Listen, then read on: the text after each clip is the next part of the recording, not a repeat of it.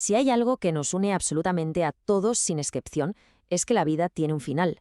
Hoy vamos a sumergirnos en un campo fascinante que estudia precisamente eso, nuestra complejísima relación con esa única certeza. Hoy hablamos de tanatopsicología. Y todo, absolutamente todo, empieza con esta pregunta. Es la gran paradoja humana, ¿verdad? Es la cuestión que lo mueve todo en este campo de estudio y que, de una forma u otra, nos planteamos a lo largo de nuestra vida. Pero ojo, la tanatopsicología va muchísimo más allá de analizar un evento biológico. Se trata de entender el proceso completo, cómo es el acto de morir, qué supone la experiencia de la pérdida y, sobre todo, esa búsqueda de sentido que emprendemos cuando nos damos de bruces con nuestra propia finitud. Para explorar este tema tan denso, vamos a seguir una hoja de ruta muy clara. Primero, sentaremos las bases de la psicología del morir. Luego veremos las teorías que intentan mapear ese viaje final, nos pararemos a entender emociones tan bestias como el duelo y el miedo, y veremos cómo esta conciencia puede, de hecho, ayudarnos a vivir mejor. Y ya para terminar, abriremos el foco para ver el papel de la cultura y el futuro de este campo. Venga, empezamos por el núcleo de la cuestión, la psicología del morir. Y aquí nos encontramos con una tensión que lo define todo, la llamada paradoja de la conciencia. Es una idea potente. Nuestra mente es tan compleja, tan avanzada, que es capaz de entender que un día simplemente dejará de existir. Claro, esta tensión existencial no es nada nuevo. Ha habido pensadores clave que han intentado de alguna manera dibujar un mapa de este viaje final.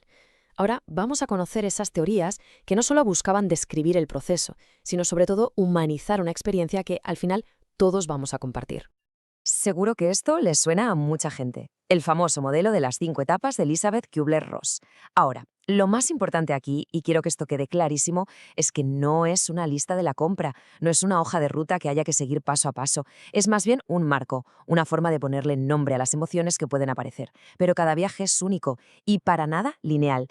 Y esto nos lleva directos a otra perspectiva fundamental, la de Viktor Frankl. Su enfoque, la logoterapia, se basa en una idea muy potente, que encontrar un propósito, un para qué, nos da una resiliencia brutal. El sentido se convierte en una especie de ancla psicológica que nos sostiene, incluso en las peores circunstancias imaginables. Luego llega el existencialista Irving Yalom y le da una vuelta de tuerca fascinante.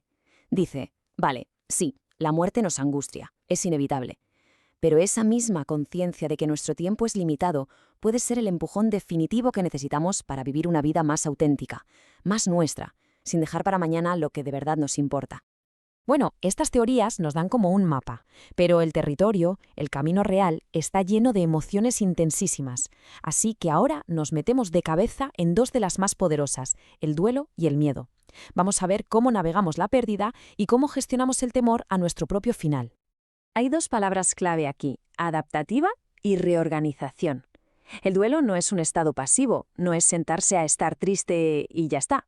Es un proceso psicológico súper activo en el que la persona tiene que reconstruir su mundo, su identidad, después de una pérdida que lo ha cambiado todo.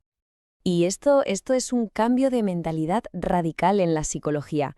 Antes se pensaba que superar un duelo era como pasar página, olvidar, cortar lazos. La visión de ahora entiende que un duelo sano es justo lo contrario.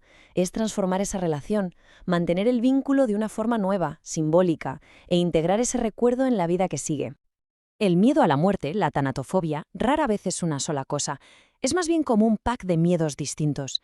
A veces es miedo al sufrimiento físico, otras a perder el control de la situación, o a la incertidumbre de qué hay después, o simplemente la angustia de pensar en cómo afectará a la gente que queremos.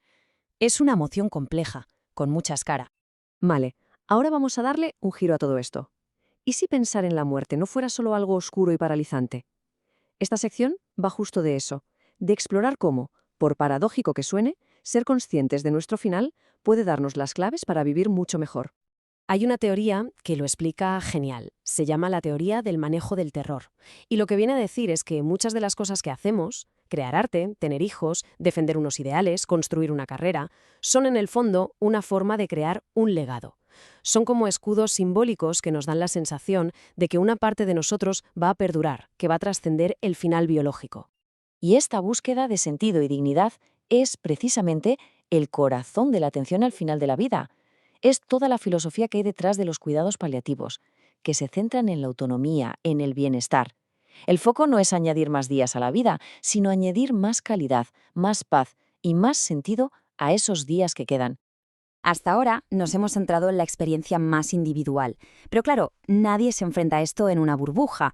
Para terminar, vamos a abrir el plano y explorar cómo la cultura en la que vivimos moldea todo esto y también hacia dónde se dirige esta conversación en el futuro. Es que esto es fundamental. No hay una única manera de ver la muerte. Nuestra experiencia está totalmente filtrada por la cultura. Los rituales, de las creencias religiosas, las historias que nos contamos, todo eso da forma a si vemos la muerte como una transición natural o como un tema tabú del que es mejor no hablar. Y este campo, por supuesto, no para de evolucionar. La neurociencia nos está ayudando a entender qué pasa en el cerebro durante un duelo. La ética nos guía en las decisiones más complicadas. Y la psicología existencial sigue profundizando en la búsqueda de sentido. Y todo con un objetivo final clarísimo, un acompañamiento mucho más humano y compasivo. Al final, si tuviéramos que quedarnos con una sola idea de todo este viaje, yo creo que sería esta. Y es un cambio de perspectiva brutal. Aceptar nuestra mortalidad no es un acto de derrota, para nada.